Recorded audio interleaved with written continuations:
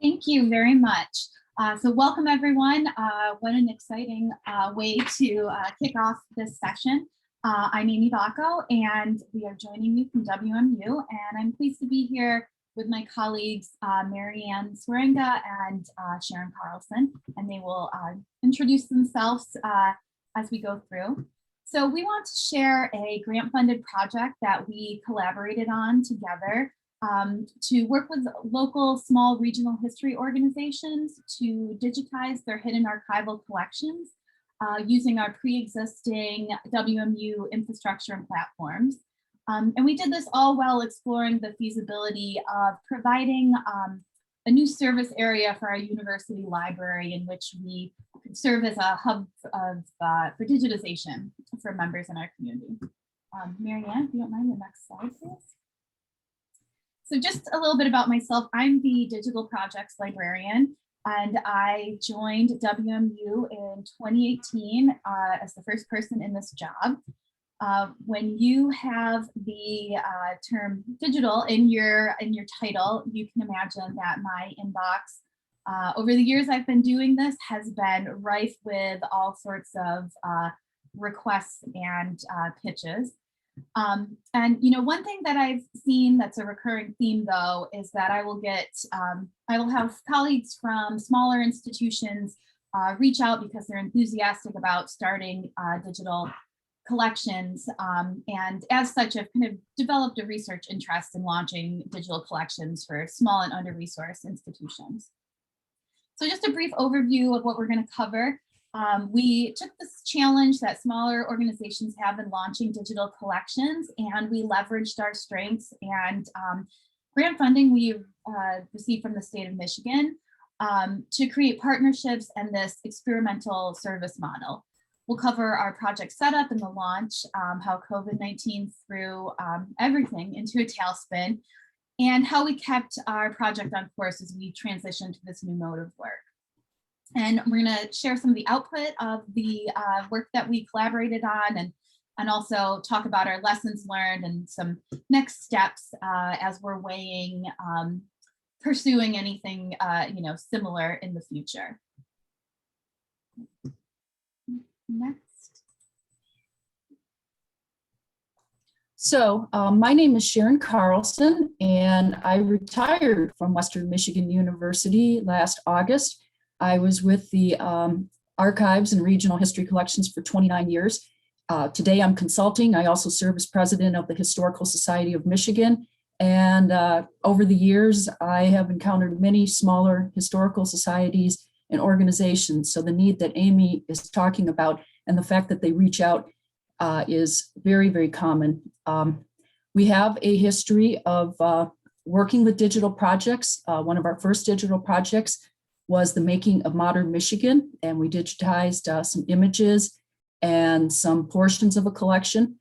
This was in 2004, and one of the parts of that project was that larger institutions, primarily college and university libraries with some digitization expertise, helped smaller organizations. And so we served as a center for that.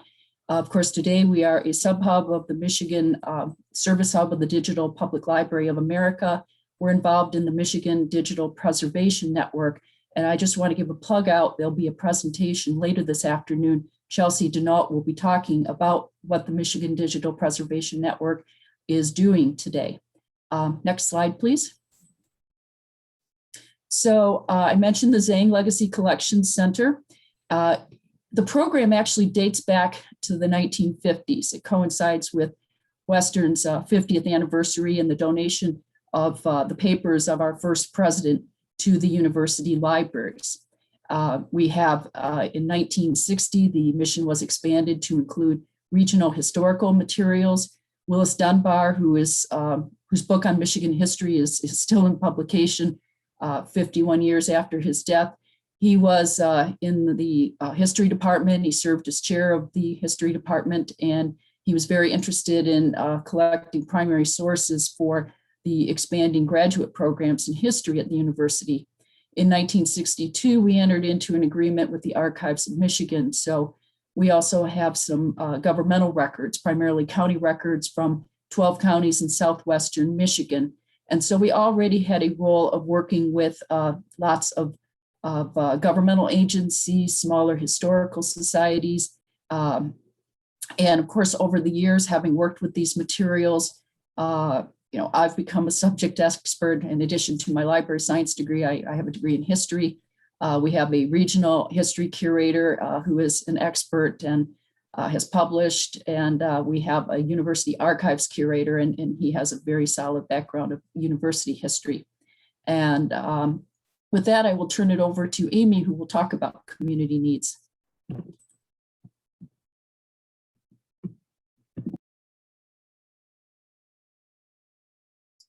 Sorry, I muted myself. So thank you very much, Sharon. So the problem that we identified is that small and under-resourced institutions want to enhance the reach and access of their archival collections, but without in-house expertise and the resources for equipment and infrastructure, it's really hard to do so. Even when you're mindful of expenses, setting up digitization is a pretty large investment. And when you're doing this without digital collection building expertise in-house, it's definitely a real leap of faith. In the time that I've been doing this, I find that the focus and the mission of the organizations really will vary greatly that have reached out. But I find that the barriers are oftentimes quite similar. So some barriers that we've encountered is, a lack of funding for equipment, technical infrastructure, and any sort of digital collection platform. There typically isn't anybody in-house that is an expert in digitization or metadata creation. Also, typically there will not be, archival expertise in-house. So we have encountered lots of either or under-processed or undescribed materials in our time. And typically it's pretty lean staffing in some of these smaller organizations, and folks are wearing a lot of hats. The strengths, though, is, these are some unique materials from communities and regions that are not readily available to the public. And there is never a shortage of enthusiasm from the folks that reach out to us. And the volunteers that we work with and the staff have very specific regional or subject expertise, which is just invaluable in projects like this. Next slide, please, Marianne. So given these barriers and strengths, we're going to offer a glimpse into the multi-pronged solution we came up with and how that helped address the needs of the partners in the local cultural heritage community that reached out to us.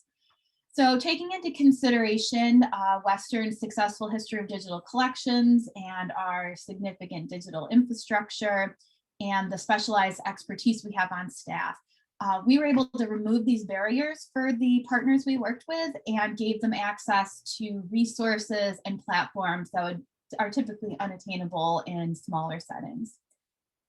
The pilot project was not only successful in getting 2 hidden collections online and strengthening our commitment to the community, but it was also an information gathering mechanism and an experiment in evolving services for our university. We built into the project an opportunity to gauge interest in a digitization service model and to explore the feasibility of providing such digitization services in our region using a suite of mobile digitization equipment. So I'll go ahead and I'll start by introducing our partners, and then we'll get into the components of the work, if you don't mind, Marianne. So I'm going to start by saying that as the new kid in town, and that being the great state of Michigan and the Midwest, I was really lucky that my colleagues invited me to join the local public history roundtable group. I think I was the first person to ever join that had the term digital in their title. And as such, I would get some requests for advice and guidance from some local organizations that were also involved in the group. The first person I heard from was the executive director at the Gilmore Car Museum. The Gilmore Car Museum is located a little ways out of Kalamazoo in Hickory Corners. It was started in 1966 by Donald Gilmore and his wife.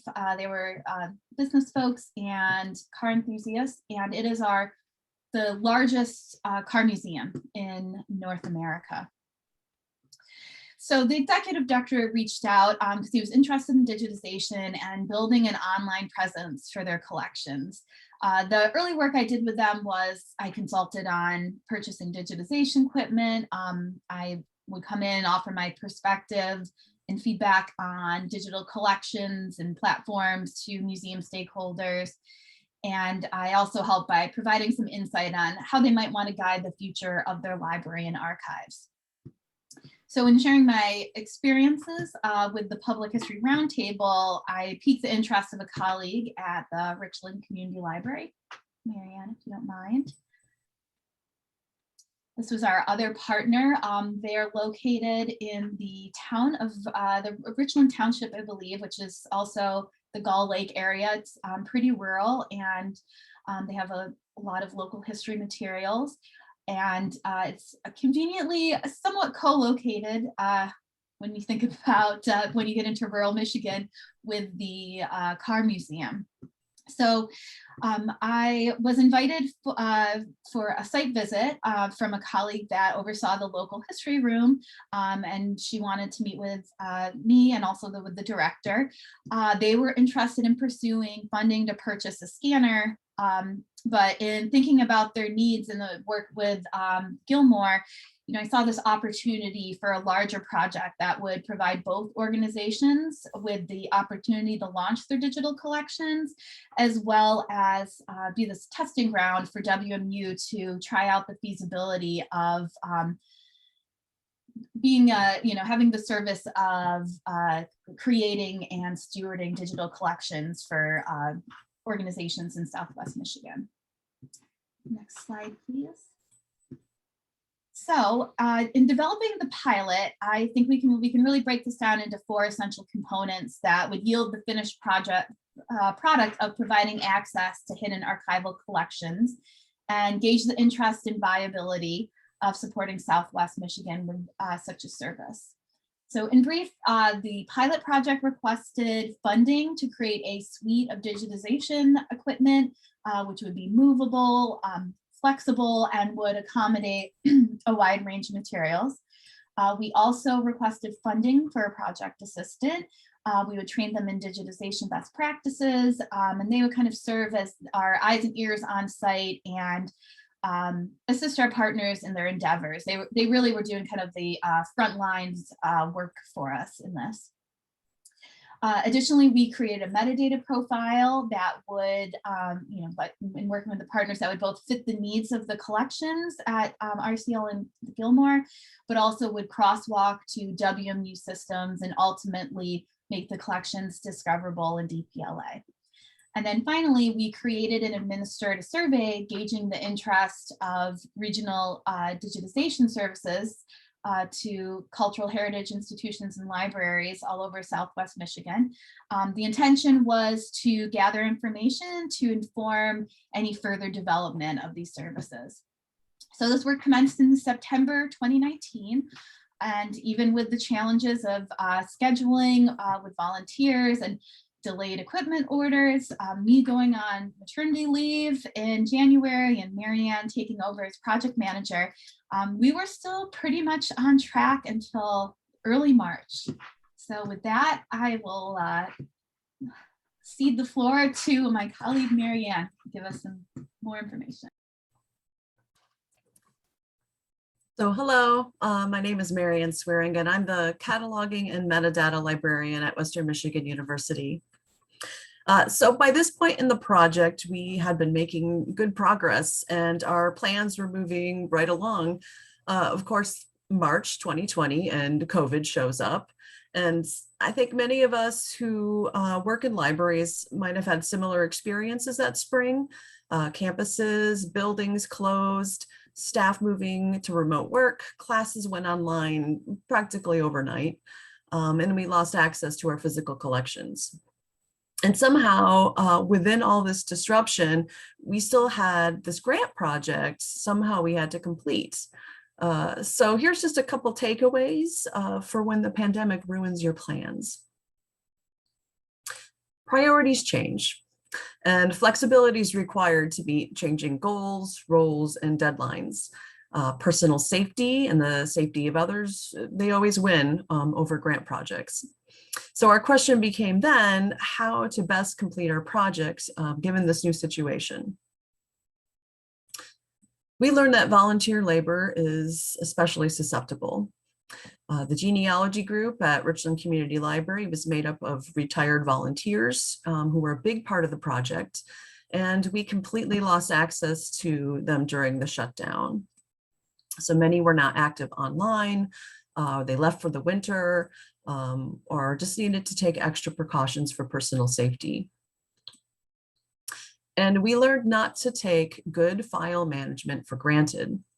Having shared structured storage with file naming protocols is super important. And I don't think it was quite until after the shutdown scramble that we fully understood just how important file management is to a collaborative project. We had multiple people, multiple locations, their laptops, our laptops, external hard drives, thumb drives.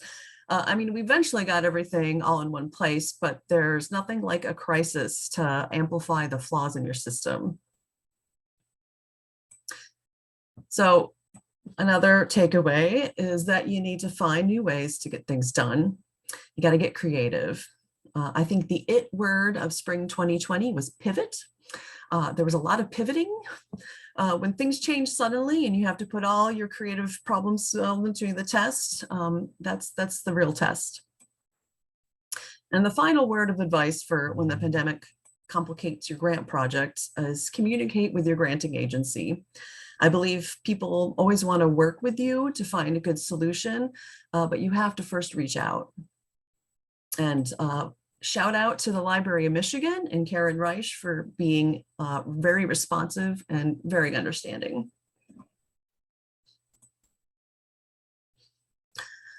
So here are some specific areas where we had to be flexible, or as Donald Gilmore here is illustrating, finding new creative ways to get to where you want to be.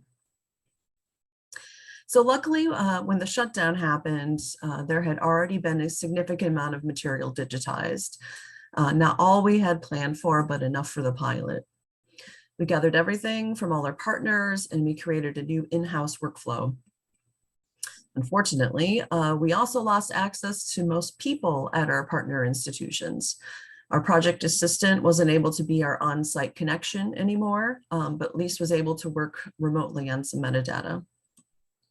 Unfortunately, also, we had trained staff at the libraries who were able to jump in and assist with cleaning up the last few raw scans and do some quality control in the images. And I was able to take over where our assistant left off in metadata creation, finishing out some of the last spreadsheets and creating additional metadata for some of our undescribed images. So with a few pivots, we were able to complete our partners' collections for the pilot project. One piece of the project that we were very interested in learning was the need, because I think anecdotally all of us had heard from smaller historical societies and agencies over the years. And so we had a survey that was developed. I used Qualtrics, and I had a intern from a library and information science program from Syracuse University. He helped me with the survey. He helped identify the agencies where we sent the survey. We decided to focus on libraries and smaller historical societies. And for libraries, we wanted libraries serving populations of fewer than 12,000 residents. We focused on Allegan, Berry, Branch, Calhoun, Cass, Kalamazoo, St. Joseph, and Van Buren counties. These counties were selected because they are part of our collecting area already, at least with the regional history collections. A lot of them are very rural or have huge rural populations. And so we also wanted to focus on the counties that were, very close to Kalamazoo. We have a couple other collecting counties in our area, but we didn't include Kent because it's a larger county, it's further away, and more population. The next slide, please, Marianne. So we had survey questions. We sent out 62 surveys. We had a 19% response rate. Oh, and I should add, we sent the survey out on March 3rd. But some of the questions that we asked of general information about the agency, how many staff, how many equivalent full-time employees. We also wanted to know a little bit about whether they used volunteer labor, had they engaged in any digital projects.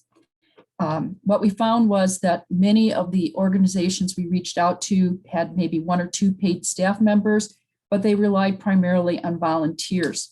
And then we asked questions specifically about their digitization projects. We wanted to know what the greatest obstacles were, and we asked questions about staffing, equipment, space to digitize, copyright issues, digital storage, metadata, fragility of collections, because those are all things that we've encountered over the years. I mean, even in our own, digitization program at the university.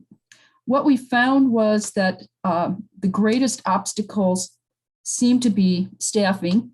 And again, most of these were very, small staff agencies. Equipment was another big challenge. And digital storage. You can digitize, but how you store it and make sure that it's actually going to be there, for future generations. So we went as far as getting the survey out, and I taught for many years an upper level public history class in archive administration. Western has an undergraduate program in public history. And so the plan was that the last part of the semester, based on the survey responses, we would have small teams of students actually visit some of these sites, because again, I think it's valuable to introduce students to the types of agencies and libraries they will be interacting with as they pursue degrees and careers in public history. And that was obviously one of the things that did not happen. So we did not do a good follow-up with the survey, and we certainly didn't send teams out to do a little more investigative work. So that was definitely impacted by COVID, and disappointing. But in any case, I will turn it over to Amy Bacco, who will talk a little more about lessons learned. Thanks, Sharon. So, well, we found success in our project and in that we helped 2 organizations get their collections online, and they're now widely discoverable. We have a few takeaways that will inform how we would move forward with similar projects in the future and how to avoid any similar bottlenecks. I think the first thing is to manage expectations up front. We've gone into several situations where the folks that we're working with want to digitize everything. That's a lot easier said than done. And we found it constructive then to guide our partners to commit to digitizing a more smaller and succinct, high impact and exciting collection that would kind of hold appeal for a wide audience. And it was really, I think, the perfect way for folks to cut their teeth on creating a digital collection from the ground up. Open lines of communication are key. Communicate often, openly, and clearly. I'd say in particular, when you're working with volunteers, we found ourselves having to go through an intermediary typically to communicate. And it would have been valuable to cultivate relationships directly with them. I think if anything, over communication is the way to go. And also, we have to keep in mind that we're engaging in this project. We're all coming into it with differing expertise and comfort levels with technology. So I think keeping these friendly lines of communication open are essential. I'm sure we don't have to, drive this point home in a library conference, but documentation is so key. Creating guides, tutorials, and how-tos is critical to make sure that we're all adhering to the same standards and workflows. In digital projects, once we start deviating from any standard practices, you really end up with much more work in the end to, kind of set the ship back on course. And then we additionally found that more training, probably hands-on from the WMU project managers, would have perhaps moved things along more smoothly. Having a project assistant was wonderful, but in many ways, the volunteers that they were training, they were getting this third-hand information.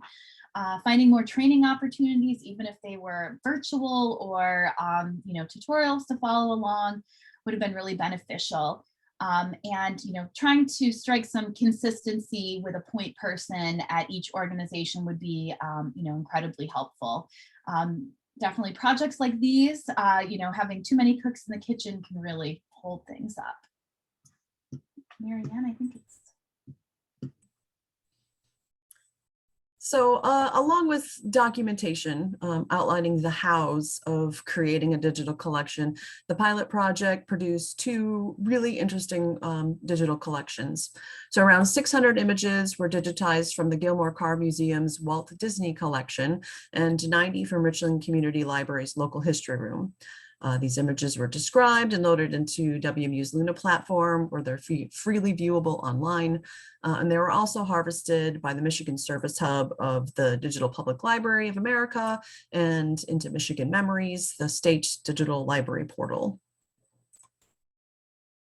So before encountering this specific collection, I personally wasn't aware that Walt Disney had Kalamazoo connections.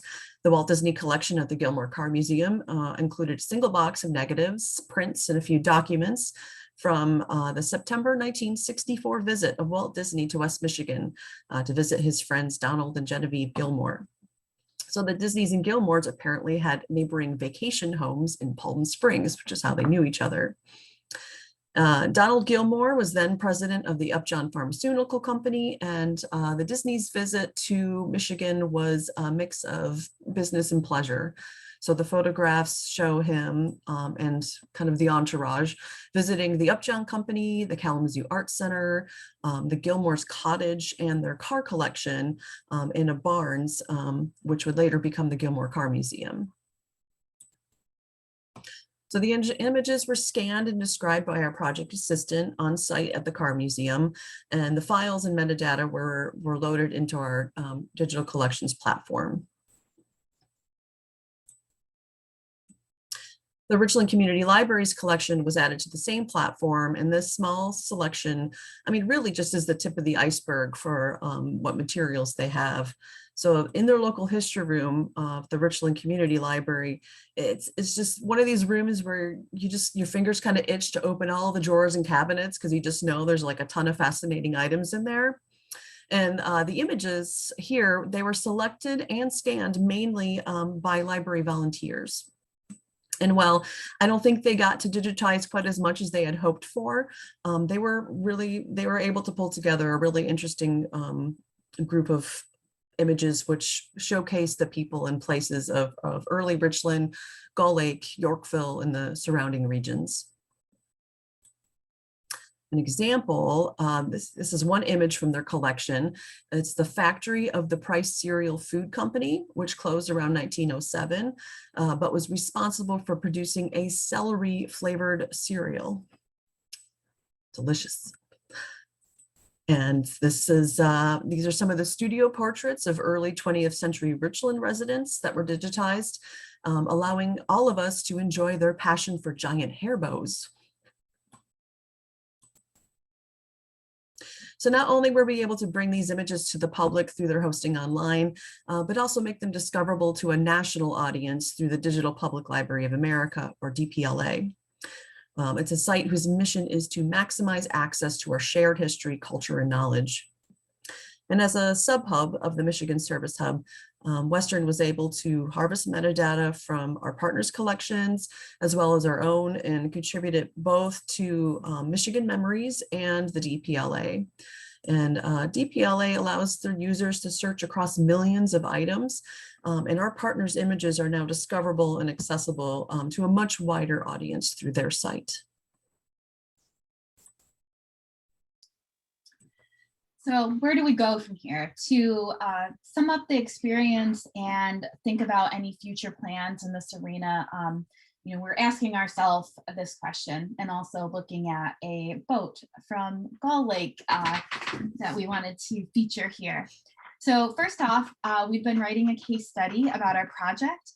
I think in laying everything out and consulting the literature, it's really helping us process and evaluate the pilot's successes and the areas for improvement.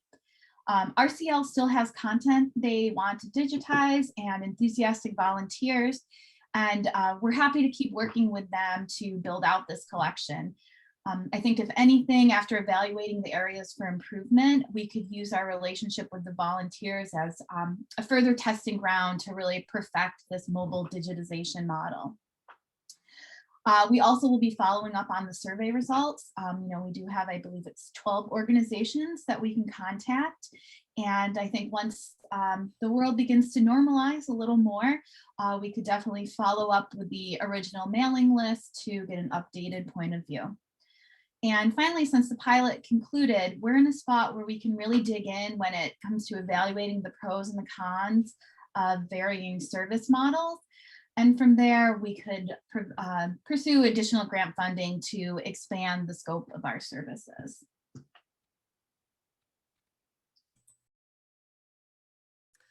So despite the additional difficulties posed by the pandemic, I believe that the outcomes of our pilot project have illustrated the power of collaborating with organizations in our communities.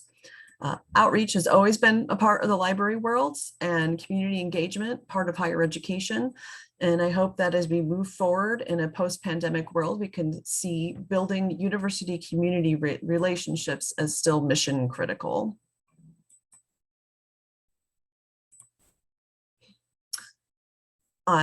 Here are the links to these two collections. Please do take a look. There's also a link to more information about Michigan's LSTA Collaborative Library Services Grant Program, and a big thank you to them for making this project possible. And I'll drop these links into the chat so you can copy them easier. And of course, thank you so much for attending our presentation, and we are happy to take your questions, or you can email us questions as well. Thank you so much for a wonderful presentation. I will personally say, I didn't even have to give you our 10-minute warnings to start Q&A. You timed it perfectly, despite the very harried start that we had in getting into the room. Thank you, Amy, Sharon, and Marianne, for a great session. It was very informative and very interesting. And now I'd like to turn it over to all of you. I know we got started right away when everybody was in the room. So maybe you missed something, maybe you have questions. Feel free to either raise your hand and I'm happy to acknowledge you, or just go ahead and unmute your mic if you'd like to ask our presenters a question. You can also feel free to put questions in chat and we can either respond in chat or they can respond, read your question aloud and then respond verbally. So please ask away, or if you'd prefer to raise your hand, I'm happy to kind of virtually call on people as questions arise.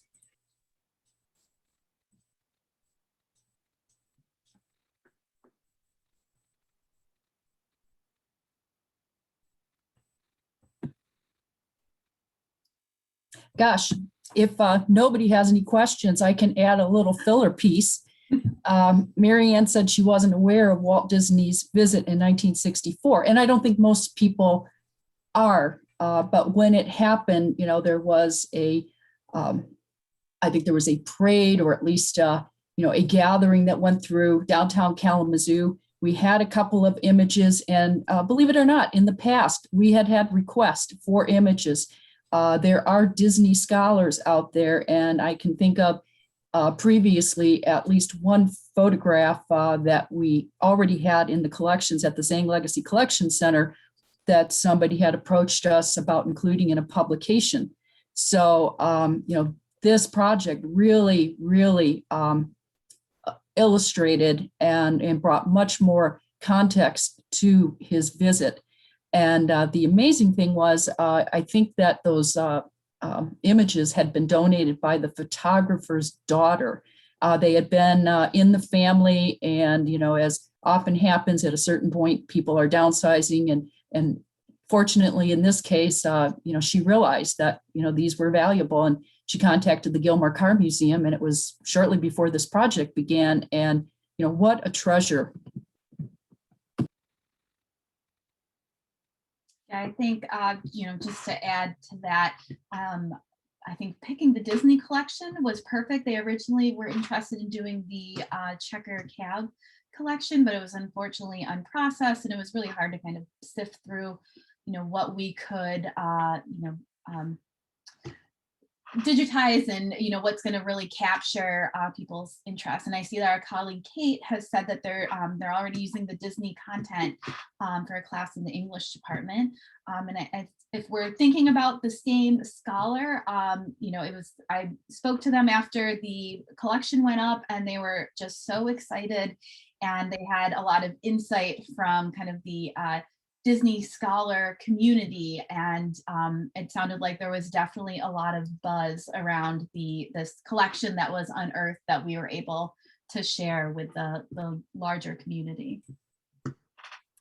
I know that in doing some of the metadata for this collection, that's one thing that worked really well during the shutdown and sudden remote work is doing metadata. It's kind of the perfect project. And there was still a lot of people in these photographs that were unidentified. And this might be the only chance in my life I get to contact the Walt Disney Archive, but I actually got to talk to an archivist there who helped me identify a couple people in the images that were from Disney's entourage.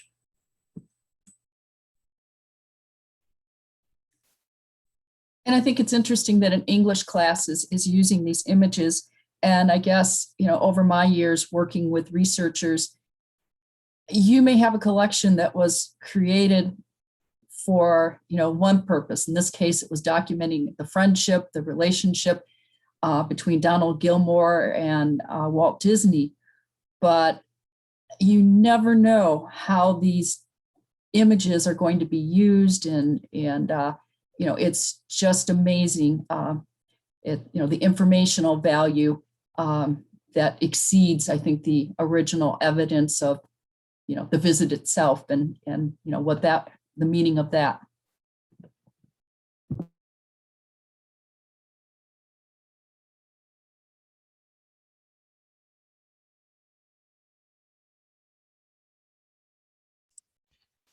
Well, thank you again.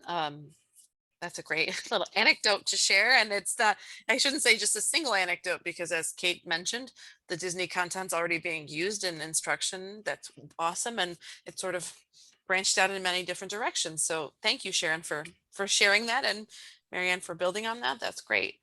Does anyone have any other questions, or maybe from the three of you, are there any other sort of lessons learned, asides, interesting stories, cool takeaways that maybe weren't part of your presentation, but that you'd like to share with the group?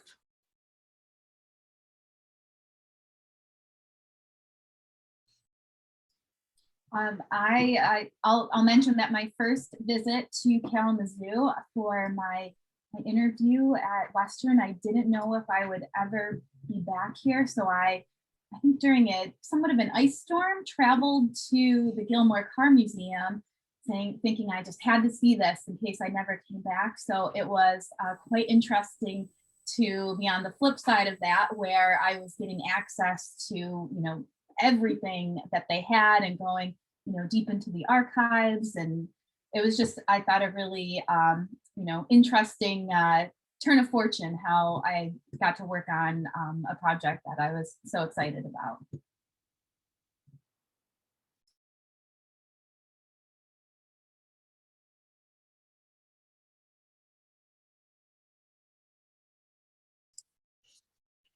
Well, that's great. Thank you so much for sharing that, Amy. And I'm glad you were able to work on it. I'm glad you were able to come back, although certainly under very different circumstances than we all expected last year. So, well, I guess if we don't have any questions, I'll just say thank you. We can all give our presenters a huge round of applause for rolling with a sticky technical situation and an awesome session. I see Kate is virtually applauding you. We can all, even if I see lots of applause coming in, thank goodness for our Zoom emojis. I just want to make sure that everybody knows that you can fill out the event surveys. I'm going to put the link, pop the link to the event survey in the chat box. If you could do that, that's within the conference portal on the Miala website, but please make sure to take that survey. That's helpful both for the conference and for our presenters. If the link doesn't work because it's somehow associated with just my account, you can just go in through your account and it's on the main landing page under the event surveys tab. So thank you again for a wonderful session. Again, this session will be recorded. So if you've missed anything or you want to go back and review anything, you can always do so after the conference. So thanks again, everybody. Thanks for a wonderful session and have a great rest of the conference.